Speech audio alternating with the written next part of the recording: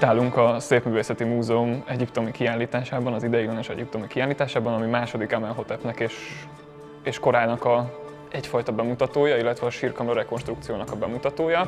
Victor Loret 1898-ban találta meg második Amenhotep sírját, és ő ezt a Királyok völgye 35-ös számú sírjaként könyvelt el, azóta is így hivatkozunk rá. A mélyített kripta részben található a fáraónak a kvarcit szarkofágja, amelyben a test is feküdt. A falakon pedig az úgynevezett túlvilágkönyveknek a korai változatát tekinthetik meg az ide látogatók. A túlvilágkönyvek egy modernkori elnevezés, amivel az egyiptológusok a fáraók sírkamrájának falain ábrázolt különböző kompozíciókat nevezik.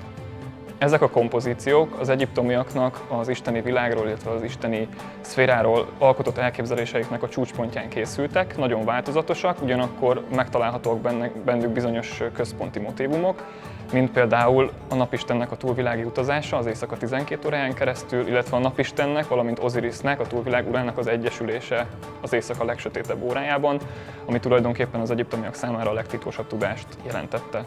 A második Amenhotep sírjában található legkorábbi túlvilágkönyvet Amduat néven ismerjük. Ez egy egyiptomi kifejezés, melynek jelentése az, ami a duátban, tehát a túlvilágon van.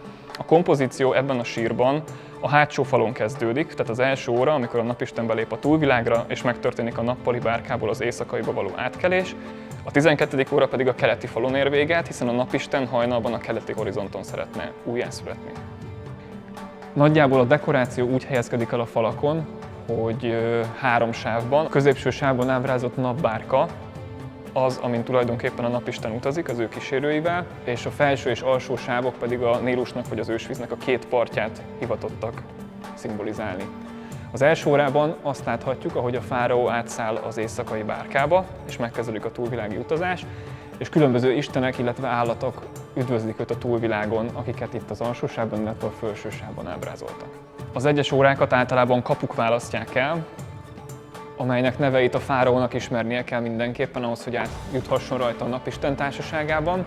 Majd a túlvilági táj egy ponton megváltozik, és a napbárka alól eltűnik a víz, és helyébe a homokos part lép, és ilyenkor Istenek segítségére van szüksége az uralkodónak, illetve a napistennek ahhoz, hogy tovább haladhasson a túlvilágon.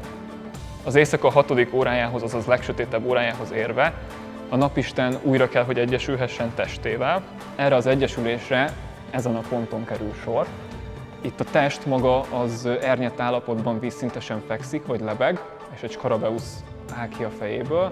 Ez a napistennek a teste, azonban bizonyos szövegek szerint ez magának Osirisnek a teste, tehát itt nem más megy végbe, mint a túlvilág istenének, illetve a napistennek az egyesülése. A 7. óra központi témája az őskáoszt megtestesítő démonkígyó Apófisznak a legyőzése, aki útját állja a napistennek és az ő bárkájának.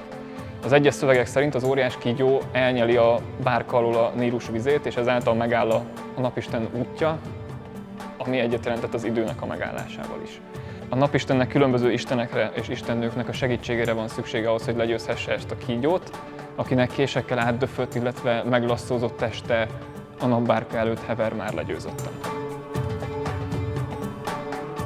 A 12. órához elérkezve a napistennek egyetlen feladata maradt, méghozzá újjászületni. Ezt megint csak a középső sávban láthatjuk, ugyanis az istenek a napbárkát egy óriás kígyó testén húzzák keresztül. Ez a kígyó az időt testesíti meg, és a farkától a fejéig való keresztülhúzás egyet jelentett a megújulással, ezáltal a napisten skarabeusz alakban megjelenhetett a keleti horizonton, amit itt jobb oldalon láthatunk, és a keleti horizonton pedig a levegő istene az, aki segít a napistennek feljutnia az égboltra, és nappal újra kezdeni nappali útját.